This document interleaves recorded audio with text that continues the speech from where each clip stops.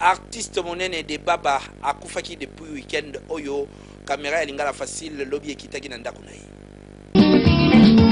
Koko yoka lisusu ngongo oyo te mpona ba intime de Baba El Shabab mais mpona ba oyo bayebaki ye mwana tie kambaki oyo azaki artiste musicien ayemba mingi na Victor Eleison na Viva la musique papa et na Shock Star avec Ben Yamabo pena historia ya Kofi auti kotika biso na butu ya samedi na dimanche le 24 avril oyo na crise ya AVC oyo asalaki en pleine prière il y a 2 semaines.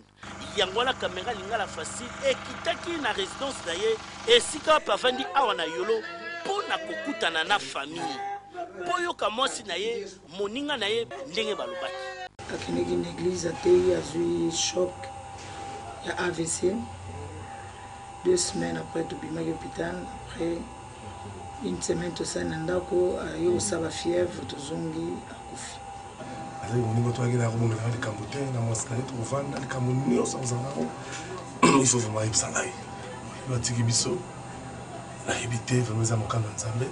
En attendant programme Eyebana, Boyeba ke de Baba, Azaki papa ya 4 bana, dont 3 filles na garçon moko, Azaki marié na Tutu Djeka Oyo, Azalaki molonga ni na ye.